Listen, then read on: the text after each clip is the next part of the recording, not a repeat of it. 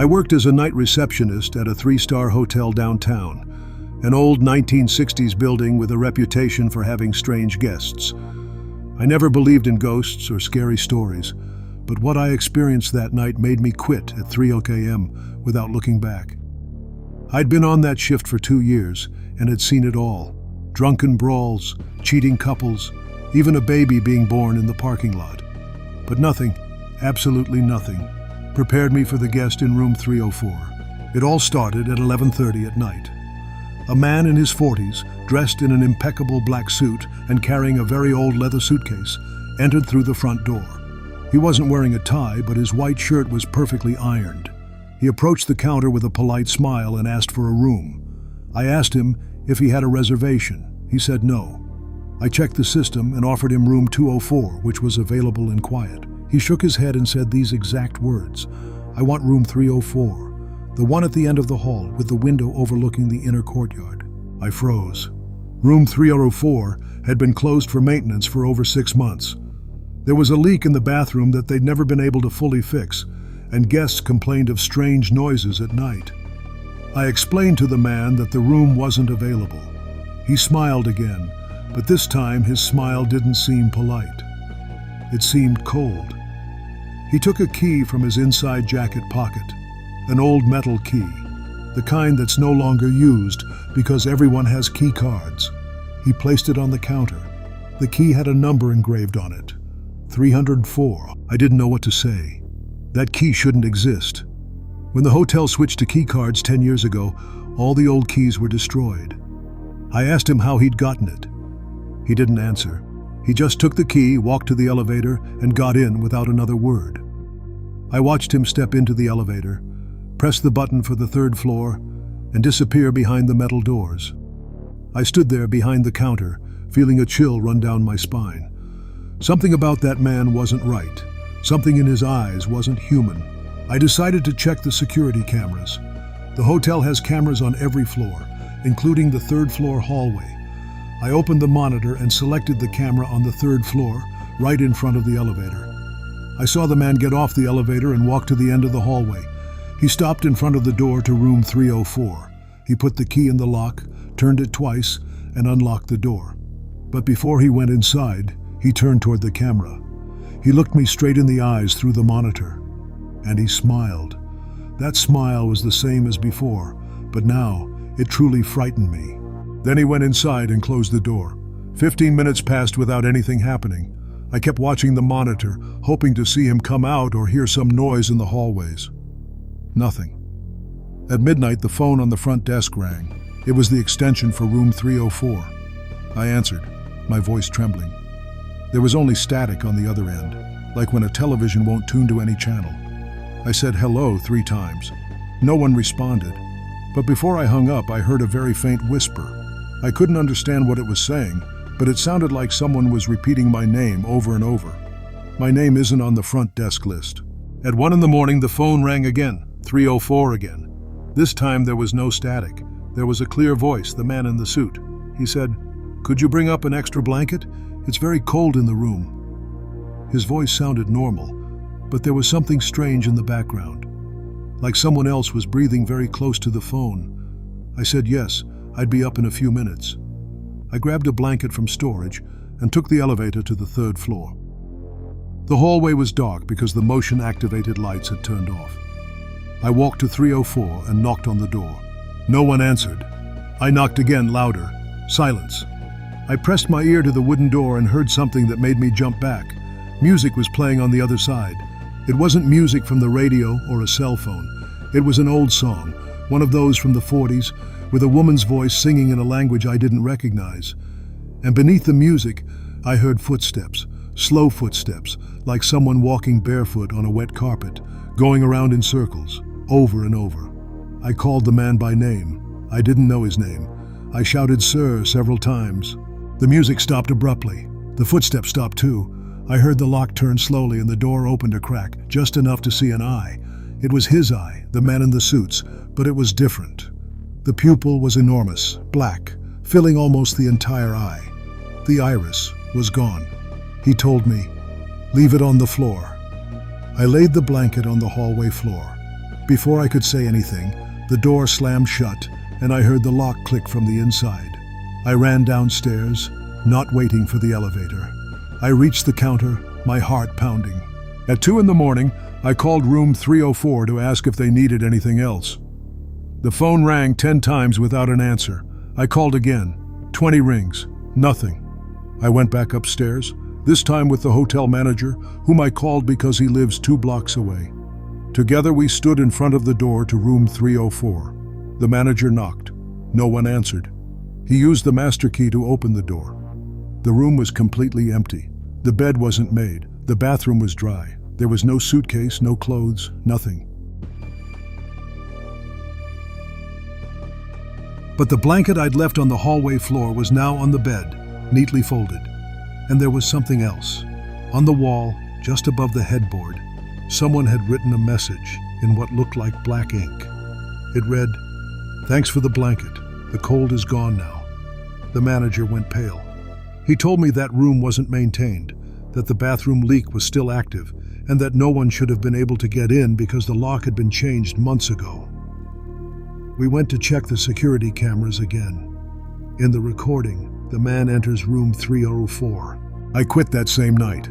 The hotel is still open, but room 304 is sealed off for good. The manager put a padlock on the door and no one has the key. Sometimes when I walk down the street in the early morning, I look toward the windows on the 3rd floor. The window of 304 is always fogged up, as if someone were breathing very close to the glass on the other side. I've heard that sometimes guests in neighboring rooms complain of old music and wet footsteps in the middle of the night. I don't work there anymore, but I still have nightmares about that eye, that black pupil staring at me. It happened to me 3 weeks ago on a business trip to a city I didn't know. I arrived late, around 11 at night, and the only place I could find available was a cheap hotel near the bus station. It had a generic name like Hotel Central or Hotel Plaza. I don't remember exactly. What I do remember is that as soon as I walked in, I knew something was wrong. The receptionist gave me a strange look when I asked for a room. She asked if I was sure I wanted to stay. I said yes. He gave me the key to room 204. I climbed the stairs because the elevator was broken, with an out-of-service sign taped up. The 2nd floor hallway was narrow, with faded red carpet and peeling wallpaper. The ceiling lights flickered every few seconds, as if they were about to burn out. I found 204 at the end of the hall. I put the key in, turned it, and pushed the door. The room was small but looked clean. A single bed, a tiny bathroom, a window overlooking a brick wall, and a built-in dark wood wardrobe. I left my suitcase on the bed and went to the bathroom to wash my face. The water was brown at first, then it cleared up. I dried myself with the towel that smelled of chlorine and went back to the room. I locked the door and bolted it. I lay down on the bed, still dressed, intending to watch some television before going to sleep. The television was small and old, one of those CRT models. I turned it on. There was only static on all the channels. I turned off the television and also turned off the bedside lamp. I was left in darkness, listening to the noise of the traffic outside. I don't know how much time passed. Half an hour, maybe an hour. I was about to fall asleep when I heard a noise. It was coming from the wardrobe. It was a soft rustling, like someone was running their hand along the inside of the wood. I opened my eyes and stared at the wardrobe door in the dark. It was about 2 meters from the bed, closed. The noise stopped. I thought it was my imagination, or maybe some animal, a rat or something. I closed my eyes again. Then the noise returned. But this time it was different. It was a scratching, slow, steady, like fingernails dragging up and down. I sat bolt upright in bed. I turned on the bedside lamp. The yellow light barely illuminated the room. I looked at the wardrobe. The door was still closed. The scratching stopped the exact moment I switched on the light. I stared for several minutes. Nothing. I turned the light off again. A few seconds later, the scratching returned, but now louder, more insistent, as if something inside the wardrobe knew I was in the dark and wanted to get my attention. I switched the light on again. Silence. I switched it off. Scratching. I switched it on. Silence. It was as if it were playing with me. I decided I had to open the closet. If there was a rat, it was better to get it out now than spend the whole night with that noise. I got out of bed, grabbed the lamp from the nightstand to use as a flashlight, and slowly approached the closet. My bare feet touched the cold, rough carpet. I stood in front of the wooden door. I heard absolute silence from the other side, as if whatever was inside was also listening to me. I grasped the metal handle. It was freezing cold, much colder than a handle should be in a closed room. I flung the wardrobe open. Inside, there were only empty hangers, a metal rod, and the top shelf. Nothing else. I checked every corner with the lamp's light. No rats, no insects, nothing. But the back of the wardrobe, the wooden wall, had something strange about it. It was scratched, thousands of tiny scratches, as if someone had been running their fingernails over and over the surface for a long time. Some scratches were old, others looked fresh. I touched the new scratches with my fingertips. The wood was splintered, as if they had been made that very night. I closed the closet door and went back to bed. I sat on the edge, trembling, trying to calm myself. I turned off the light again. The scratching didn't return. Several minutes of silence passed. I started to think that maybe it had been the wind, or the pipes, or some other logical explanation. I was almost convincing myself of that when I heard another sound. It wasn't a scratching this time. It was a sigh. A long, slow sigh, like someone who had been waiting a long time. It came from the closet. I turned on the light immediately. The sigh stopped abruptly. I stared at the closet door. I didn't dare open it again. I sat on the bed with the lamp on all night, without blinking, staring at that dark wooden door. At 3:33 in the morning, the digital clock on the nightstand blinked 3 times and went out. The lamp went out too. Everything was dark. I heard the closet door open slowly, with the creaking of old hinges. I felt a draft of cold air coming from inside. Air that smelled of dampness, of wet earth, of something that had been locked away for a long time. Something came out of the closet. I saw nothing. It was pitch black, but I felt something moving around the room. I heard footsteps on the carpet, soft but distinct. It circled the bed. It stood beside me. I felt its presence by my shoulder, so close I could have touched it if I'd reached out. Its breathing was cold and slow. It smelled of rotten wood and something sweet, like withered flowers. I didn't move. I didn't blink. I didn't even breathe. The sheets shifted slightly, as if someone had sat on the edge of the bed. The mattress dipped a few inches to my left. Someone was sitting beside me in the dark. I heard a sound, like something was leaning toward my face. I felt their icy breath on my cheek. I was afraid to open my eyes, even though they were already open. In the darkness, I couldn't see anything, but I knew something was there, something watching me, something waiting. I remained motionless for what felt like an eternity. The minutes dragged by. Suddenly, the bedside lamp switched on by itself, the room filled with yellow light. There was no one beside me. The mattress was deflated, with no sagging. The closet door was closed again, as if it had never been opened. I got out of bed, still dressed, grabbed my suitcase, and left the room without looking back. I ran downstairs, reached reception, and returned the key to the receptionist, who had already changed shifts. I told him I couldn't sleep. He asked me to please write my feedback in the guest book. I did. I simply wrote, "Please check the closet in room 204. The receptionist read what I wrote and gave me a look I knew all too well. A look that said, "You're not the first." I left the hotel at 4 in the morning and walked to the bus station. I sat on a bench and waited until the first bus back to my city left. I never went back to that hotel. But sometimes when I'm alone at home at night, I hear a faint noise coming from my closet, a soft scraping, like fingernails on wood. This morning I checked inside. There was nothing there.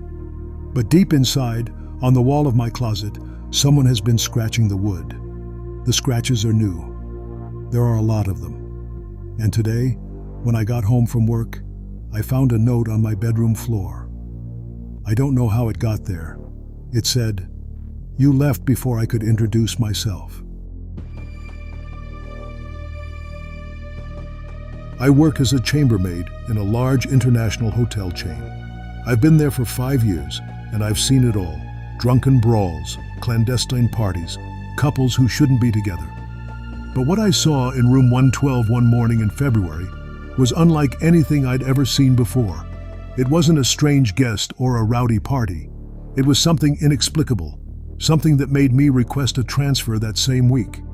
And even now, when I walk past that door, I feel a chill that isn't coming from the air conditioning.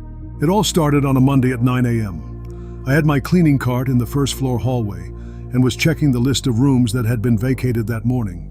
Room 112 was listed as express checkout, meaning the guest left without notice and left their key inside. I entered with my master key card. As I opened the door, the first thing I noticed was the smell. A sweet, heavy smell like decaying flowers mixed with something metallic. I covered my nose with the sleeve of my uniform and carefully entered. The room was completely silent. The curtains were closed. I turned on the light. The room seemed normal at first glance. The bed was made, which was odd because most guests don't make it before leaving. The bathroom was clean and dry. There were no suitcases, no clothes lying around, no trash. It looked like no one had been there for days. But the smell was still there, getting stronger. I went over to the bed to check under the sheets. They were cold, as if no one had used them. I lifted the pillow. Underneath was a cream-colored paper envelope, sealed with red wax. Wax, like in old movies. I carefully opened the envelope. Inside was a photograph. It was a picture of a young woman about 25 years old, wearing a white dress, sitting in a wooden chair. Her face was beautiful, but she had a strange expression, as if she were looking at someone who wasn't in the picture. In the bottom right corner, written in black ink, was a date. It was from that same week, 3 days earlier. On the back of the photo, someone had written, "She wants to go out. Help her." I didn't understand anything. I put the photo in my apron pocket and continued cleaning the room. When I got to the bathroom, I noticed something I hadn't seen at first. The mirror above the sink had a word written in condensation. But there was no condensation in the bathroom. No one was using the shower or the sink. The word was open. It was written backward, as if someone had written it from the other side of the mirror. I touched the surface of the mirror with my fingertips. It was cold, colder than normal glass. I wiped the word with a flannel cloth. The next second, the word was there again. I wiped it again. It was there again. I left the bathroom startled and radioed my supervisor. I told her that room 112 had a leak in the bathroom or something, and that the mirror looked strange. She told me to leave it and go to the next room. I did as she said. I finished my shift without going back to 112, but I didn't take the photo out of my pocket. That night at home, I took it out and looked at it more closely. The woman in the white dress was staring at me. Her eyes were a very light gray, almost transparent. I realized something I hadn't noticed before. In the background of the photo, behind the woman, was a mirror. And in the mirror's reflection, there was someone else. Someone standing behind the photographer. A long, thin shadow with no defined face, but with two bright points where the eyes should have been. I put the photo in a drawer and tried to sleep. I couldn't. At 3:33 a.m., my cell phone vibrated on the nightstand. It was a text message from an unknown number. It just said, "You shouldn't have opened the envelope." I didn't reply. I blocked the number. A minute later, another message from the same number, but with a new account. It said, "She already knows you saw her." The next day, I returned to the hotel. At the morning meeting, the supervisor told us that room 112 would be out of service for a few days. She offered no explanation. Out of curiosity, I walked down the first floor hallway before my shift started. The door to room 112 was open. Inside were two men in blue overalls inspecting the walls with some strange equipment. They didn't look like plumbers or electricians. One of them saw me looking and told me to leave. I asked what was going on. He replied, "Don't ask, ma'am. It's best not to ask." That afternoon, while I was cleaning room 115, 2 doors down from 112, I heard knocking. It was coming from the wall I shared with 112. Slow, rhythmic knocks, like someone tapping with their knuckles. 1, 2, 3. Pause. 1, 2, 3. I pressed myself against the wall to listen better. Then I heard a voice. A woman's voice, soft but clear. It said, Can you hear me? Can you see me? My blood ran cold. I asked my colleague, who was cleaning with me, if she heard anything. She said no. Only I could hear that voice. The next day, room 112 was open again. The men in overalls were gone. I went in without permission. The cloying smell was gone, but the bathroom mirror was broken, shattered on the floor. Among the broken glass, I found another envelope wrapped in the same cream-colored paper. I opened it with trembling hands. Inside was another photo.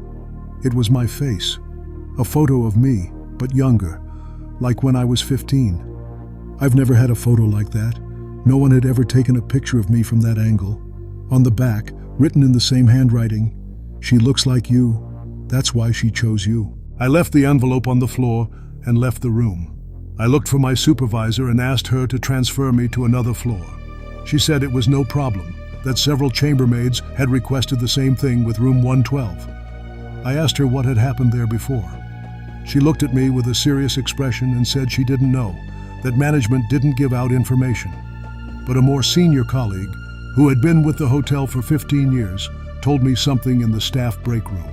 She said that room 112 was the one where a woman had taken her own life 20 years ago, that they found her in the bathroom in front of the mirror. Since then, my colleague told me, every so often someone sees things in that room. They hear knocks, see the mirror fogged up for no reason, find envelopes with photos. Most guests don't stay more than one night. Those who do ask to change rooms after a few hours. The hotel can't close the room because that would be admitting something's going on, so they clean it, paint it, and change the furniture every so often. But she's still there, the woman in the white dress, waiting for someone to look at her in the mirror. Today I was transferred to a different floor. I no longer clean the first floor. Now I do the third. But sometimes when the elevator stops on the first floor and the doors open, I can see the hallway of 112 from a distance. The door is always closed, but the hallway light sometimes flickers in front of it. And once, 3 days ago, I saw something I can't explain. I saw a thin, white hand peeking out from under the door, as if it were trying to reach for something. When I blinked, the hand was gone. I don't know if I imagined it. I don't want to know. I changed the picture I found. It's no longer in my house.